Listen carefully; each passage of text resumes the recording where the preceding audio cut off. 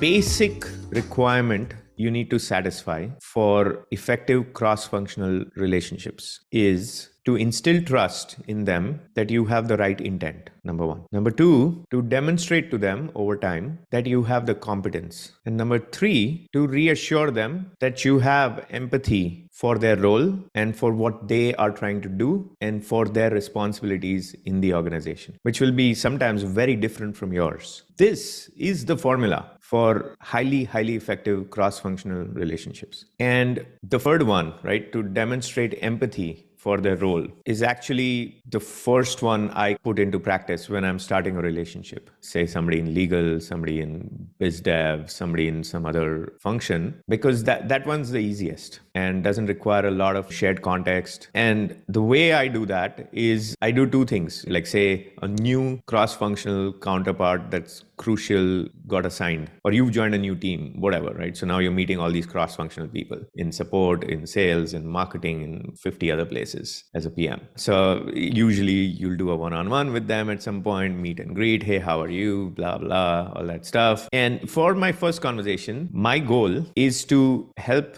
them see that I have worked effectively with others in that role before, in their role before. And second is to express a high degree of curiosity and openness to understanding their role. So the first one, you don't do the first one by saying, yeah, I've worked with like 50 product marketing managers before, and here's a list of people I've worked with. What you try to do is, in the process of sharing my background, I will tailor it. Say I'm meeting a new kind of product counsel, so legal counterpart. So I'll share my background and I'll share, when I was at Google, I was working on some of the core business there in AdWords. And so I dealt with a lot of folks in legal, and I'll share an anecdote. And this is all true, right? I'm not making shit up. Don't make shit up, obviously. But each of us has such stories. When I was at Google, I was slightly new as a PM. This was many years ago. And one of the things one of my P-Council counterparts shared with me that stuck with me is that I used to keep going to him for hey, do you approve this? Do you approve that? And at some point he stopped me and he said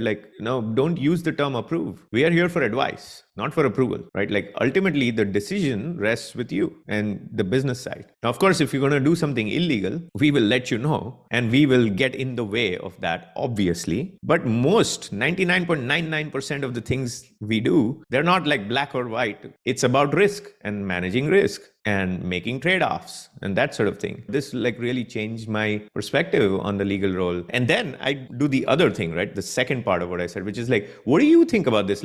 How does legal work here? Is this aligned with the philosophy here, or is there a different philosophy? Because I'd love to understand it. So what have I done with this just 2-3 minute exchange? I've conveyed to them that oh yeah, I've had some strong relationships with folks in their profession. And I have also conveyed to them that I'm open-minded about this stuff and I'm curious about what their role is. When I end this meeting, this person's already thinking, oh, I'm glad this PM got hired because he gets it. I'll share two tactics, right? I already mentioned all of this needs to be genuine. So let's put that aside. The two tactics is you need to prepare for these conversations. Take 5 minutes to think. What do you want to say? One framework I have, simple framework, is for every meeting, there's two purposes. There's the capital P purpose, which is the reason why you set up the meeting. Then there's the lowercase p purpose, right? Which is what do you want the person or the persons to feel? And you actually, most people, especially the really ambitious, kind of efficient folks, and by the way, I was this for many years, they just fixate on the capital P purpose, right? They're all business, oh, boom, boom, boom, let's get this stuff done. You're not going to satisfy the lowercase p purpose with this kind of attitude. So just remember that sort of approach as you are starting the relationship, because once they understand that you understand their role and you have empathy for their role, things become so much easier. Because when you have a situation of conflict, you can keep referring back to, the conversation you had, which is okay, I understand where you're coming from because I know that you mentioned this topic is very important for legal. And that's a much better way, because most of the times your cross-functional counterparts, they're just concerned either that you don't get it or you don't care. So you can kind of eliminate those.